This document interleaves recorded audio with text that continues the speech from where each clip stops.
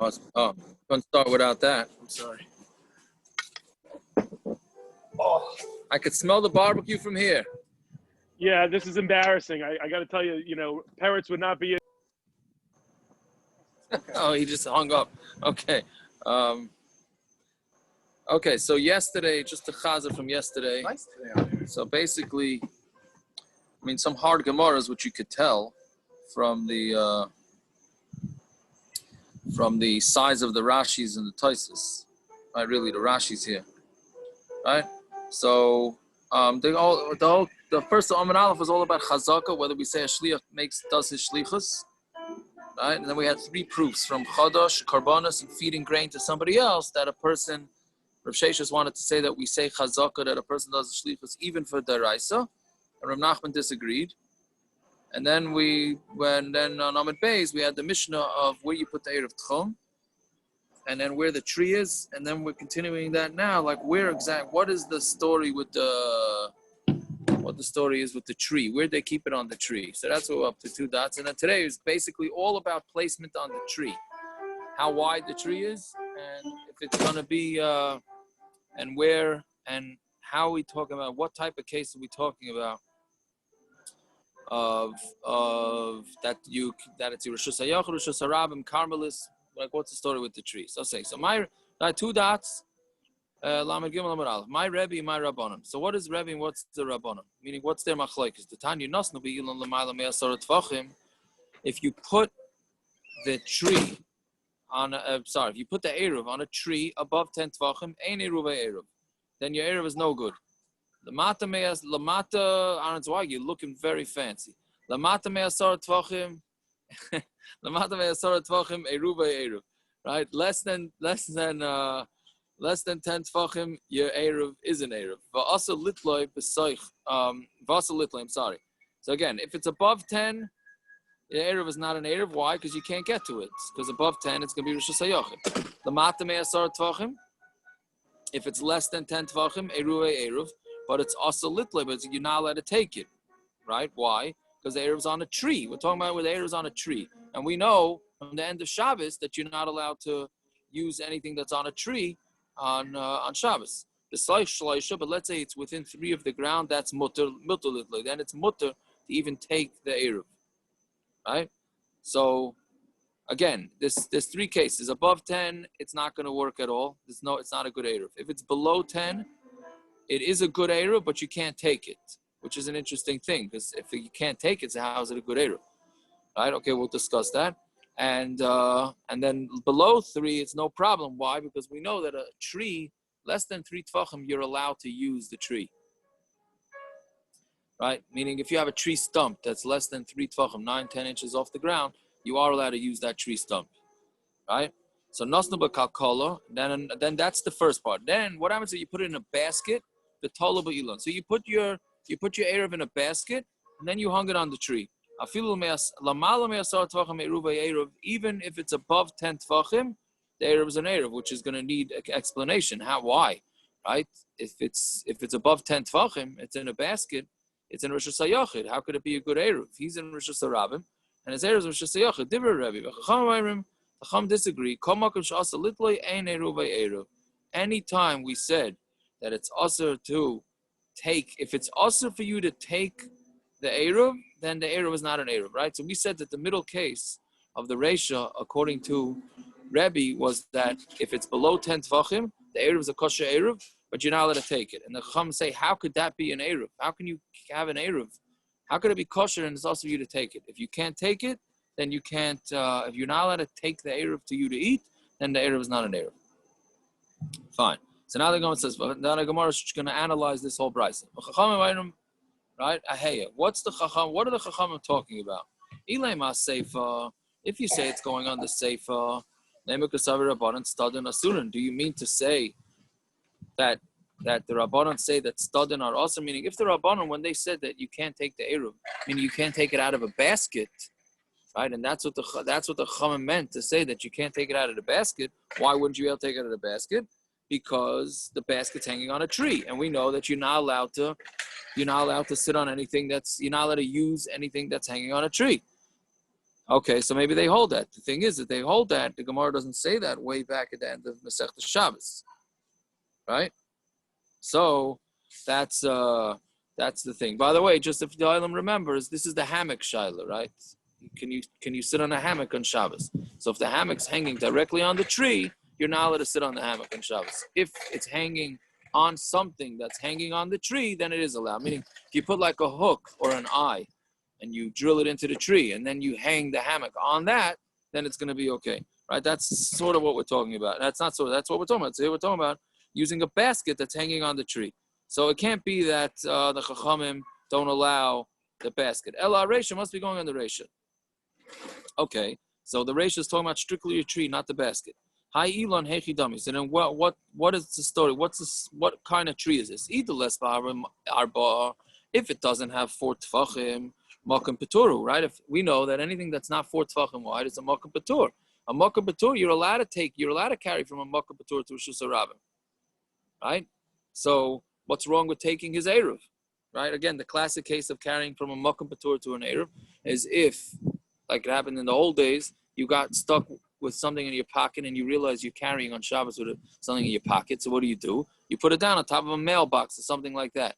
Depending if it's the mailbox, might be 4 tefachim, but maybe it's less than 10. A fire hydrant, anything like that, because it's a makam petur and that's allowed, right? So therefore, if the tree is less than 4 tefachim, what's the problem? And if there is 4 tefachim wide, what's it going to help you to put it in a basket? Right? Right? Again, Rebbe had said that if you put it in a basket, even if it's higher than 10 tefachim, the eruv is a good eruv. Why? If it's above 10 tefachim, it's just a yachid, right? So, and if the tree is less than 4, it's a makam petur, no problem. If it's more than 4, it's a Reshus HaYachid. And what's a basket going to help? So Amar Ravina, there's going to be 2 terutzim. There's going to be Ravina and Reb Nechemia. So the first teretz is Ravina. Amar Ravina, Reisha de Ispa Arba, Sefer de Lespa Arba. The Reisha is talking about a tree that did have 4 tefachim, but the Sefer that says it had a basket on it, it's just talking about if the tree did not have 4 tefachim. Okay, so then what's with the basket? And the basket makes it as if it completes it to 4 tefachim. How? We'll see on Amud Beis how this works. Yeah, but the Rebbe, so then what? The Rebbe has to hold like 2 different opinions. In order to say his opinion, to say his shita, Rebbe has to go with 2 opinions. Rebbe Savalak Remeir, Savalak Rebbe Yehuda. Rebbe holds like Remeir, and Rebbe holds like Rebbe Yehuda. Savalak that what? Savalak Remeir, this is something we had a couple of times. The Amar Choykikin Lahashim. Remeir holds that you can chisel out something that's really cemented in order to complete it. If you remember, if you had a doorway, right, for a mezuzah, you had a doorway, and the doorway goes turns into an arch, right? So, and it doesn't have a shear for a mezuzah, right, which would be 10 tefachim. So, do we look at do you need a mezuzah anyways? Because you look at it like where the arch goes in, you look at it like you chisel it. Guys, I need to be quiet, please. Right? You chisel it out to square off the arch, right? So if you say that, so too here, we're going to say that the basket, even though the tree doesn't have 4 tefachim, what we're going to say is you can combine the basket, and we're going to look at the basket as if it penetrates the tree, and therefore it's going to make a situation of 4 tefachim. So that's one thing he holds. So like Rabbi Yehuda, and he holds like Rabbi Yehuda, the Amar being an eruv al gabi makam arba beleka, and he holds like Rabbi Yehuda, who holds that in order. Rabbi Yehuda has an interesting sheet. He holds that in order for an eruv to be a kosher eruv, it has to be on something that's 4 tefachim wide, right? So since this basket, the tree is not 4 tefachim wide, but the basket combined with the tree will make it 4 tefachim wide. So that's why Rebbe holds that putting the eruv into the basket, even though the tree is less than 4 tefachim wide, will help. If you put it straight on the tree, then for sure it's okay. But if it's not on the tree, you put it in a basket, then that's going to work too. I'm sorry. If you put it, according to Rabbi Yehuda, if you put it on a tree that's less than 4 tefachim wide, that's not going to work, right? Because it has to be on something that's 4 tefachim. Fine. Now, my Rabbi Yehuda, where is this Rabbi Yehuda? Yeah, my Rabbi Yehuda, the Tanya Rabbi Yehuda, I'm not kaira Reshus Harabim. So if you stick a beam, we had this also way back in Shabbos. If you stick a beam, not a beam, how do you call it? A pole, right? You stick a pole into Reshus Harabim, v'niach eruv ayaleh, and you put your eruv on top of this pole. Right? So Gavaya Yud, V'rechava Dalet, eruv eruv. If the pole is 10 tefachim high and 4 tefachim wide, then your eruv is an eruv. V'im lav ein eruv eruv, and if not, then your eruv is not an eruv. Why? Because what are you going to do with it?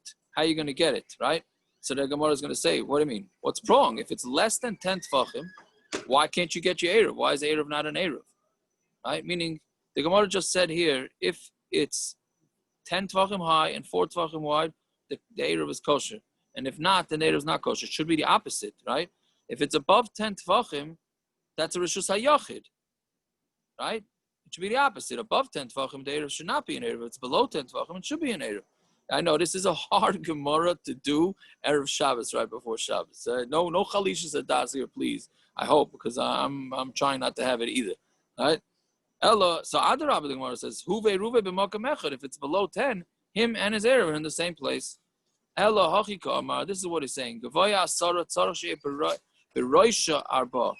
If it's 10 tefachim high, then you need to have a place of 4 tefachim. And then if you have the place 4 tefachim high, then that's going to work as a kosher eruv, right? Right. Then it becomes a makam choshev. That's the basis of Rabbi Yehuda's din. Ein gavaya asara, but if it's not 10 tefachim high, ain't sarach she'e b'rosh arba, then you don't need it to be 4 tefachim wide because it's less than 10 tefachim. Meaning, if the eruv is going to be above 10 tefachim, then you would need this to be 4 tefachim wide, right? But if it's below 10 tefachim, what do you need it to be 4 tefachim? Less than 10 is considered like Reshus Harabim, and it's no problem, right? Yeah. So then the Gemara says, "Kaman, who is this like? The like Rabbi Yossi Rabbi Yehuda. It's not like Rabbi Yossi Rabbi Yehuda, right? So it's interesting, right? Because we just said that till now we're saying it's Rabbi Yehuda Shita. Now we're saying it's not like Rabbi Yossi Rabbi Yehuda. Is that Rabbi Yossi the son of Rabbi Yehuda? Anybody see or hear anything about that? Saying is this? Till now we said Rabbi Yehuda Shita, and we're saying it's not like Rabbi Yossi Rabbi Yehuda. So that means he's chaylik on his father, unless it's a different Rabbi Yossi Rabbi Yehuda. No. Okay. Anyways, Kiman, the like Rabbi Yossi Rabbi Yehuda, the Tanya Rabbi Yossi Rabbi Yehuda, I'm not kind of Reshus Harabim. If somebody sticks a pole into Reshus Harabim, v'niach b'roishay traskel, and you put a basket on top of it, v'zarach v'nochal gabav, and you go and you throw something, and it rests on there, chayev you're chayev. Yeah. So it seems like he's saying if you're chayev, that's considered a davar chashuv. Rabbi Yossi Rabbi Yehuda hasam. Hadron mechitzta. Hachaloi hadron mechitzta. So now this is another rule that we say, and this is called it's surrounded by mechitzas. Here, you're not surrounded by mechitzas, right? Meaning, remember why we said why a basket on top of this pole will be considered a Reshus HaYachid? Because we said the rule of good achis, right? Which is basically, if this was the basket, right? If this is the basket, right, and it's 10 tefachim above the ground. So we look at the walls from the basket, right, or the walls of anything, but in this case it happens to be a basket. We look at the walls that they go straight down to the ground, right? So they go straight down to the ground. So therefore, this whole thing is resting Reshus HaYachid, right? But by the eruv tchum, we're not saying that it's next to a tree, so it's going to be part of the tree. But here, the basket, we're just going to say it goes straight down. Fine. Okay. That's the first teretz. Rabbi Yirmiyah, right now, this is a much more interesting teretz, I think, than the first teretz, than Ravina's teretz. Was it Ravina? The first teretz was Ravina, yeah. This teretz is an interesting teretz. So Rabbi Yirmiyah Amar, Shani Kalkala, a basket is different. Now, even though a basket is above 10 tefachim, and it should be in its Reshus HaYachid, but a basket is different. Since you're able to tilt the basket and bring the basket below 10, so therefore it's okay. You hear what he's saying? Meaning the whole original question. Let's just go back to the original question: was how can the basket be a good eruv if it's in its own reshus, right? So he's saying no. Theoretically, right? You can tilt the basket. It's a big basket, and you could tilt it, right? So then it's within 10 tefachim to the ground, right? So therefore, it's considered a good eruv. It's as if it's below 10. Yeah, you got to mean you have the basket above 10, right? Let's say this is the basket above 10. The bottom is above 10. So we said, what's the problem? You can't get to your eruv. Your eruv is Reshus Harabim. You're Reshus Harabim, right? So what you do? So Rav Yirmiyah is saying, Rav Yirmiyah is saying, you tilt it, or you could tilt, since you could tilt it like this and bring the bottom, the mouth of the basket down below 10, and then you could get your food, because now your food is in Reshus Harabim. So therefore, the eruv is a good eruv. Right? Meaning, even though the basket right now is above 10, since theoretically you could tilt it, right? Since you could tilt it, and now it's below 10, therefore your eruv becomes a good eruv. But again, I don't understand that point. Wouldn't that's okay? That's pretty good. If the basket is rounded, what? If the basket is rounded, wouldn't you tilting it not do anything more than where it was resting originally? I'm just asking on Metzias. Because if the basket is rounded and it's at the bottom of the basket, it's in the same place it would be if you would tilt it. You're supposed to be an accountant, not an architect. Depends where the strings are attached to it. I'm just saying, if the air is placed at the bottom of the basket, right? Right. And you're Where the tilting strings it, are attached. all you're doing is moving it from one place to another. It's rounded out, right? It's a basket. We're not talking about where. So if it's at the bottom of the basket and you want to tilt it and move it, that's okay. So it's staying in the same place. There's no pictures. Rashi says that it's a long basket, right? Rashi says a long basket. So if it's a long basket, right? So this will stay. I mean, if it's a short basket, so you're right. But if it's a very long basket, like this water bottle, I don't know, assuming in ratio, obviously, and you tilt it, you can get the bottom of that basket way down under 10 I guess my question is that if it's at the bottom, it doesn't matter how long the basket is, it'll stay at the bottom, and it was outside of 10 tefachim to begin with. Okay, so I think really what you're doing, you're being mechavan to the Gemara's kasha tomorrow's daf. The Gemara's going to ask a similar kasha to what you're asking. I think that's what's bothering you. Yeah. Okay, but if you tilt the basket so much, nothing's going to stay inside. Well, that's why you inside. don't need it to stay inside. You knock the food out. The point is that the basket, the food is accessible. And aren't you moving it? If it taco was outside of 10 tefachim beforehand, and now you're tilting it, aren't you moving the food in the basket from 10 to below 10? So how's it helping at all anyways? Tilting it. Oh, good, very good. So that's the point of this Gemara, right? That you don't have to be, it's since you have the ability to do this at Bein HaShmoshes, therefore your eruv is a good eruv. But I don't understand. Why do you have the ability to do this if you're moving it from 10 to not 10? What do you mean? You could theoretically do this at Bein HaShmoshes. You could. Why are you? I'm asking why. If it was above 10, if it started in a place above 10, and now you're by tilting it, you're moving it out of 10. How is that allowed at Bein HaShmoshes? No, because Bein HaShmoshes. Remember, this is Shitas Rebbi that you're allowed to do a Rabanan for a tzorech, right? I'm saying, so then why do you need to move it at all according to Shitas Rebbi? No, because it has to be in the same reshus as you are, right? But it's but it's in a Reshus Harabim and you're moving it into a Reshus Harabim, no? The truth is, the basket itself is really Reshus Harabim, but you're moving it to a Carmelis. It's a Rabanan. I'm saying, but where's the food? The food's in the basket. Where the food placed in the basket a Reshus Harabim?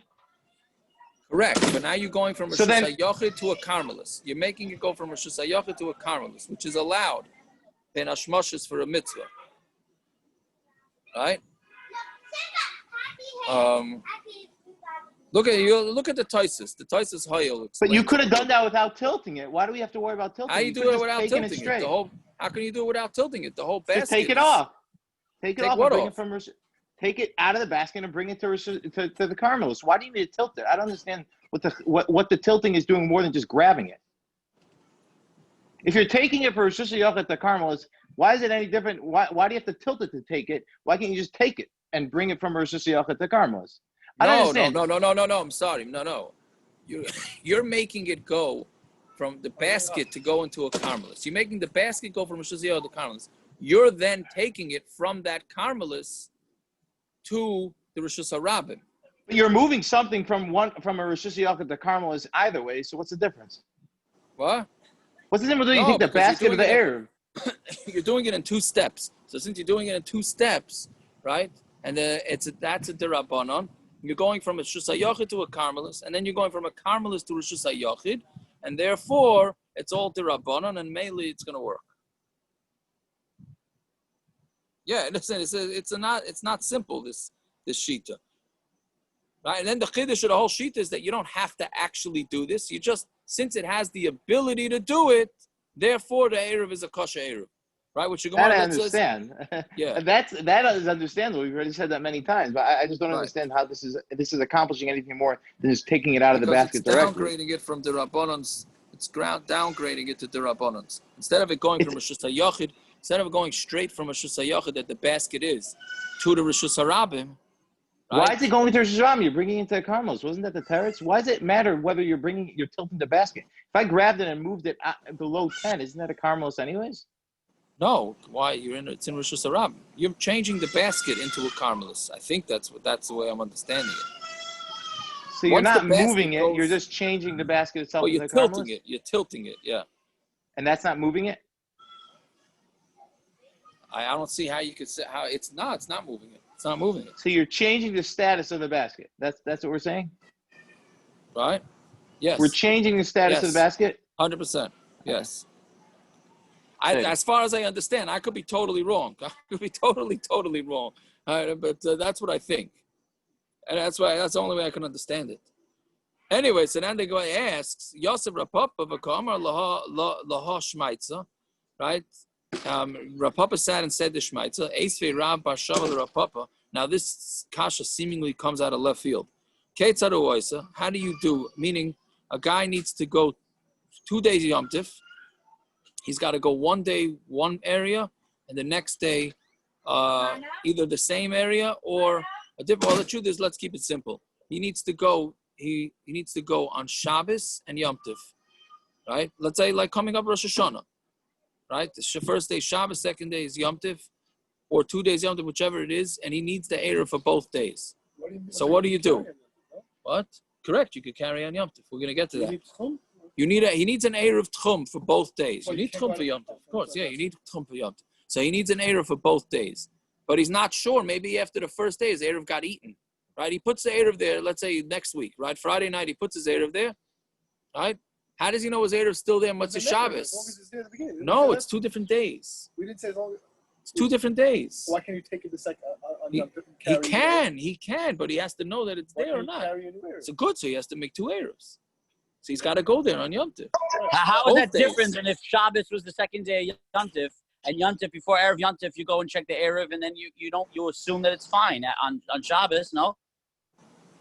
You're asking a good question. What's the chazaka of the eruv? You're saying the assumption is we're the assuming other that way. there's a chazaka, right? But I think if you leave food on the side of the road, I don't know if there's any chazaka that food is going to survive. So why can't you say that? I don't know. I don't think that's a chazaka.